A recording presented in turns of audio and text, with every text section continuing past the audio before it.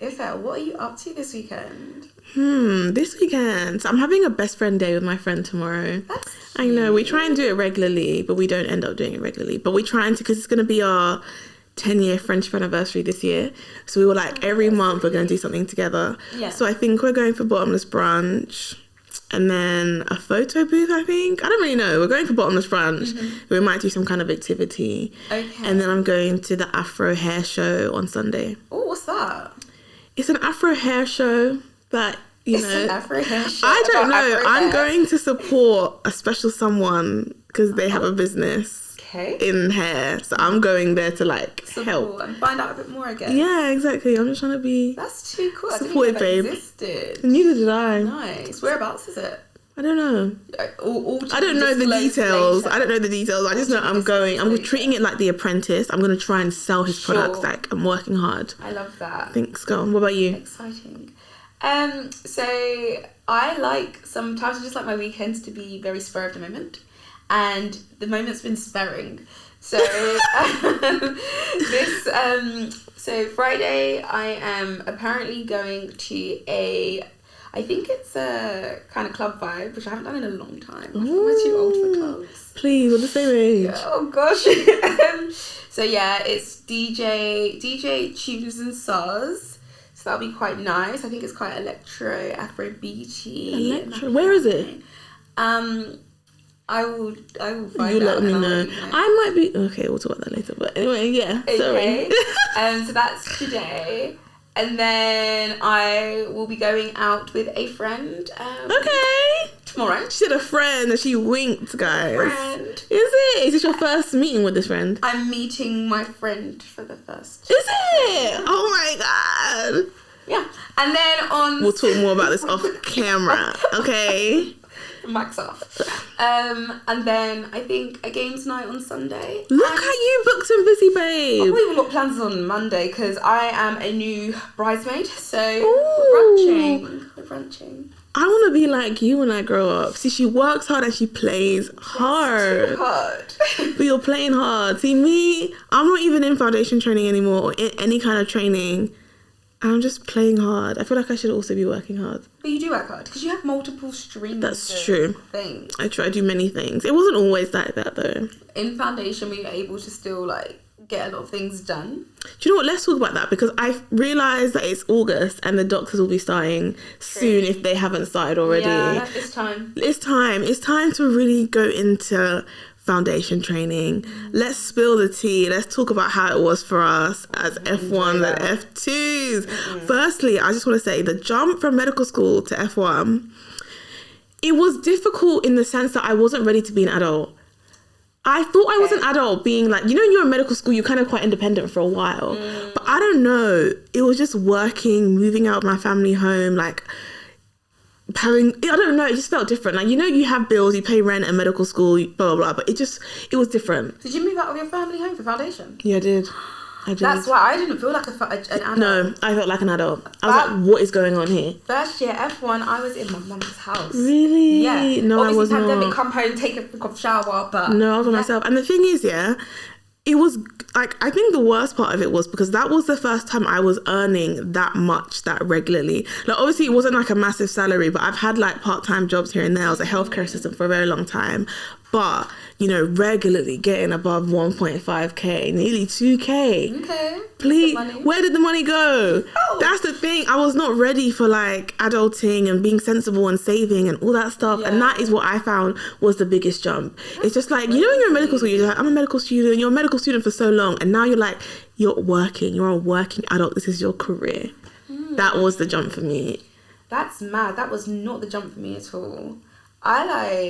The jump for me was even like just trying to figure out what was going on. Like, I found foundation year really hard. Really? Like F1, I found it really, really hard. Yeah, I was like, I really don't think I can do this. It was so difficult. Really? So obviously, like, we finished medical school and people then get jobs as foundation trainees for our first 2 years out of med school. Yeah.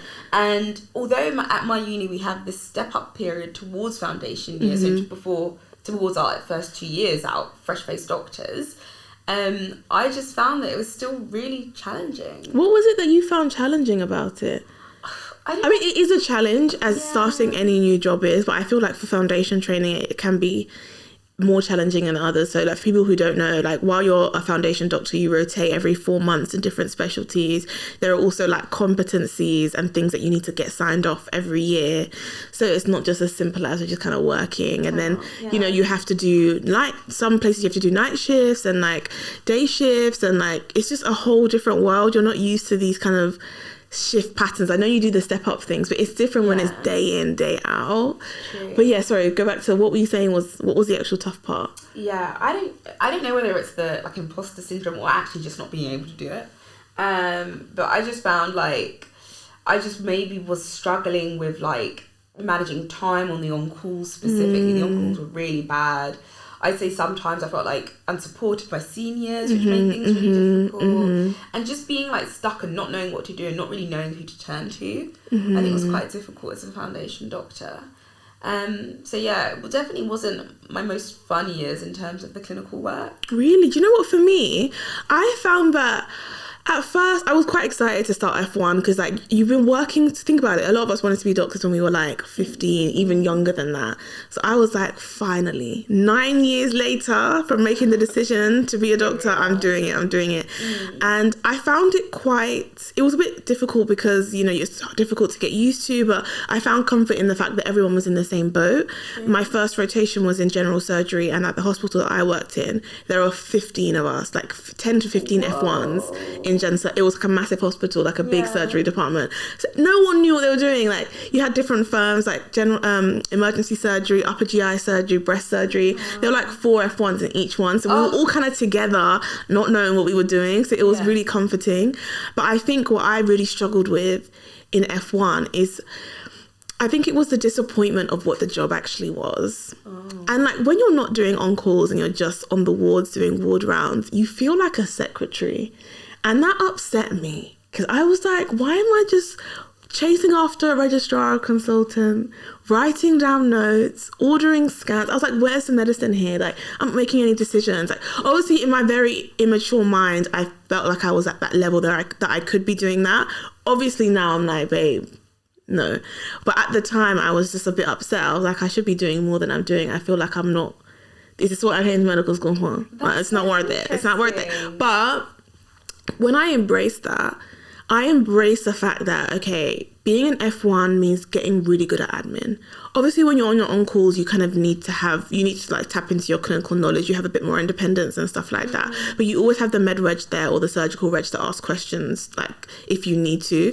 But I said to myself, okay, if majority of this job as an F1 is admin, I'm going to be the best admin babe this hospital's ever seen. I just became very, very organized, very efficient. I remember it got to I think it was like halfway through my second rotation as an F1 in acute medicine, and I was like, I'm never leaving late again. And I'm telling you, I rarely left late again until I was doing my F2 in ONG. Because I just said, I'm going to make sure, what do I need? I was just on it. As in, like, I was on the phone to radiology. I was writing a discharge letter. I was filling out this form. I was doing something. No. And then I was just leaving on time because I said, well, this is the job. Let me get good at it. Yeah. So if you're guys at F1s, you're an admin, babe. Like, really and truly, that's a lot of your job is getting to grips with the admin, booking scans, etc., etc. Get good at it. And you won't feel as upset. I feel like I wasn't even that upset about the admin thing. I was like, okay, like my thing was like, I want to make sure this patient is having a good outcome. So if my senior hasn't given a plan that I felt satisfied with, I was like, what else? Like, what really? See, me, I put my faith in sometimes, you know, you do have, sometimes seniors make plans that you're not okay with or you're a bit unsure about. And it is difficult as an F1 to kind of, even as an F2, to kind of, you know, speak up to your senior and be like, I don't agree with that. But in the most part, if I trusted the senior, I let them make the decisions. Yeah. If I didn't know, I asked them again. Yeah. I said, what do I need to do now? Yeah. Because I just thought, you know what, let me enjoy this time where most of the responsibility is not on my head. So I said, I'm not even going to take a headache that's not meant to be mine. Sorry. I guess my other thing I was doing was also like trying to do projects. So I would probably try and churn through the admin part so I can be like, what projects can I do? How can I get into theatre? Like, do you know what I mean? Because I was like, I need to get ready for core surgical training applications. So I was trying, because I had the rotations I had respiratory, then I had I believe trauma and orthopedics, and then finished off with geriatrics. And through that, like, once I was on the TNO, I was like, I need to get into theatres. Whilst I was on respiratory, I was like, what projects can I be doing? How can I excel? And like, by the time I was on Jerry's at the end, I was like doing my first exam. So Let me just say something, and this is just something that I've noticed. All these wannabe surgeons, they work harder than anybody I've ever seen in my life. It's actually crazy. Like, the way you lot work, I just look at you like, is it that deep? Like, I think that's what I think. I know people are always like, oh, surgery is easy. Do you know how long do you know how hard these lot have been grafting to be a surgeon? No. You lot work hard. O&G is a surgical specialty, but it's not surgery. We don't have to do all that, all those hoops. We don't have to do all that portfolio stuff. Really? No, we don't have to do it. It's still quite, academic. But I mean, the way you lot have to work to get in, just to get into core surgical training, I'm just like, you work so hard. Yeah. So I get why you found foundation training stressful, because you were trying to do all these other things for your career. I was juggling. But I knew that I was going to take 2 years out. And so I was like, okay. Yeah, I always wanted to just try and go straight through. Really? Yeah, I was like, because then how we've spoken about like having the balance. I found that if you're able to then, maybe not the best, but try and run through straight away and then get to a point where you can think, oh, now let's look at the rest of life. But know that I'm at a point in my career that I'm comfortable to then look at my social life. Okay. Seriously. See, I'm the kind of person where I have to do them, but I need them both together. At the same time. Because I found my foundation years, F1, do you know what? Looking back, they were tough in the sense that my mental health suffered quite significantly in my foundation training, actually. And like, it was at the point where in my F2, I had to take a month off. Like, I was off for a sick leave, like for mental health leave. Yeah, they were really supportive. My educational supervisor was so nice about it. And that's just like a random tip.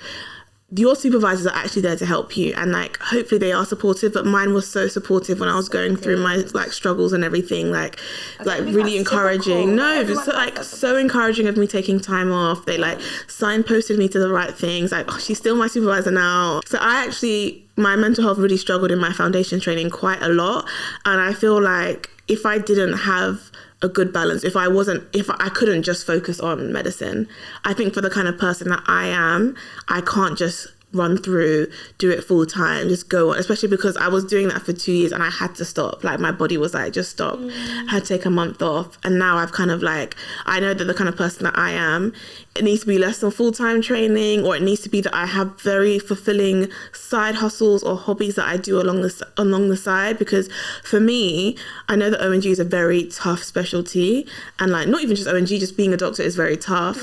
So I need to have like an outlet, like I need to have something, because otherwise I just know in my heart I will not make it. I just want to leave, and I don't want to not be a doctor. So I need to make it work for me. So for me, it's like having the balance from early. Otherwise, I'm gone.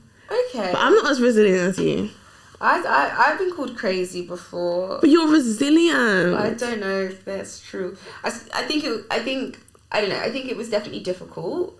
And obviously I was at home, which made it a lot easier. Yeah. Because there's family around. And I think that's something people should take into consideration when like thinking about future jobs and things like that as well.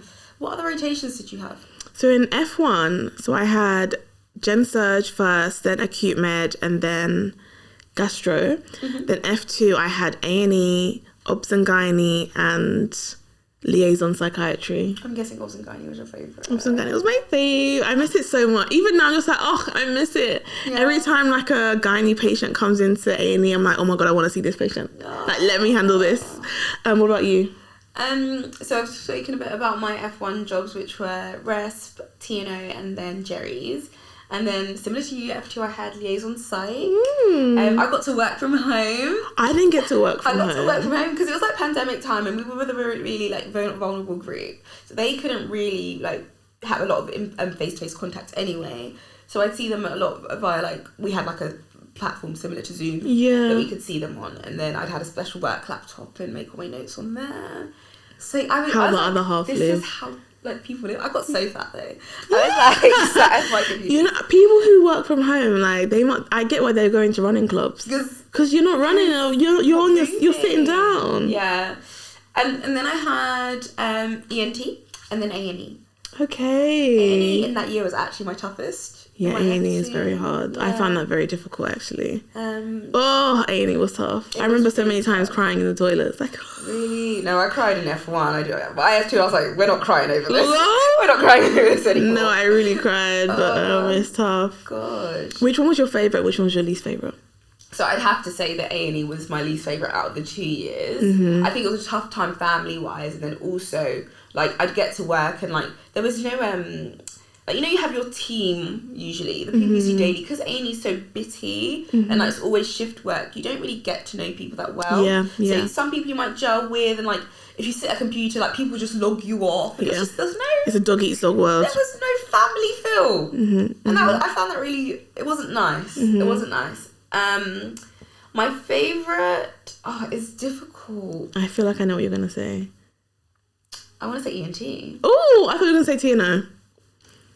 ENT because it gave the surgery and it gave the vibes from the people I was working with. Okay. Yeah. Do you think that's important? Like when you're in foundation training, do you feel like who you work with is important, or do you think the specialty you working is most important? I think it's a really strong interplay. As I was on the ENT team, like I was really like good friends with the other foundation doctors there. But like same for the TNO, I was like okay with the other foundation doctors too. But I found like the regs there, like the regs on ENT, they were really just good vibes. Yeah. Like I still talk to some of them now. Like they were just really like down to earth, which made things a lot easier. Because if you are stuck and someone's really chill, you're like, hey. Yeah. Help me out, mate. Whereas if there's a bit of abrasion or people don't seem to want that connection, like I think it's really hard to then get involved or say, oh, I want to do this, or can I go into your theatre if you just don't get that bond. I feel like registrars or consultants don't really understand the impact they can have on someone choosing that specialty, because when I did my gastro specialty, like I'm an ONG babe through and through, but I loved my gastro specialty. They were so friendly. Nice. It was good vibes. We used to get bubble tea every Wednesday. And I was thinking, should I be a gastroenterologist? No.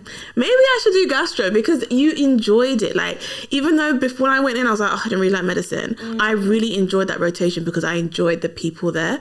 Yeah. So, like, this is just a little tip for seniors. If any registrars or consultants are listening to this, please make the work environment good for your foundation doctors. Make it a good environment for the medical students, because you're going to encourage them to want to do that specialty, because you're just like showing them how fun it can be, like how much you can enjoy going to work. ENT always had a coffee morning ward round. Love that. Do the ward round, Costa. Oh. Please pay in the reg, sorry about it. I love that. Do you know, I love like when I was in even when I was in F2, we'd have medical students and someone was like shadowing me. I'd be like, do you want a coffee? Yeah. And I'd buy them. I just feel so good. I just like, I've made it. I can get someone else a coffee now. That rich, like, local. Do you know what I'm like, even in F2. Even in F2, but now I do it a bit more. I'm like, can I get a coffee? Do you want anything? Nice, yeah. It's important. It does really change the outcome and the vibe, I think. Yeah. Okay, and if you were to go back, talking to Foundation Ife, what would you tell yourself? What tips, what do you really need to hear during your foundation years? I would tell myself to remember that my job is not like everyone else's, because I thought that I could be going to motives and go out and then go to a 13-hour shift on like 4 hours sleep. But that was just so irresponsible and just like not sensible at all. And I was so tired during my foundation years because I just wasn't sleeping. Because I'd be like, no, I want to enjoy myself, I want to live my life. And I would just be tired. I was tired. And it's just like, babe, like just focus, okay? Go out sometimes, all the time. And then the other thing I would tell her is, please be like the surgeons and get involved in research projects and audits. I really dragged my feet. Like I was lucky that I've been able to be I was part of 2, 1 audit and 2 audits and 1 like quality improvement project, and like I'm currently doing a research project now, but it's just like I should have been a bit more on it. I think if you're doing your foundation years, like a balance is needed. Have fun, do the job, but also do your projects, because it's going to help you in your specialist training. I scraped by, but I don't think that I needed to. I could have done better. I could be in a much more comfortable position now. So yeah, be like the surgeons, even if you're a medic. So things such as having, and just for what the portfolios are, mainly involving things such as getting like management, leadership experience, having publications, and we've mentioned research. These are all things that we need to think about whilst doing our actual day jobs and all contribute towards our portfolio as well. I'd say in terms of things that I'd be or want to be doing again if I was in a similar position, probably be a bit more like you and touch grass a bit. Like I was touching too much. I was pulling the grass from the roots. So don't be like me. But yeah, so I think it's all about balance, isn't it? Yeah, you don't want to miss out on big life experiences is the thing. But also remember that this is a job, and you need to act accordingly. Be professional. Be professional. Do your projects. Yes, it's true. But touch grass sometimes. Touch grass sometimes. Be a real human, because it makes you a better doctor at the end of the day. Thank you for listening. You should check us out on socials. Check us out on Instagram, LinkedIn, Twitter, TikTok. And yeah, leave a comment if you are in your foundation years about what you're doing, what's been stressing you out, and if you're about to start, what's actually worrying you about starting too. And we'll do our best to reply as well. See you in the next episode. Bye.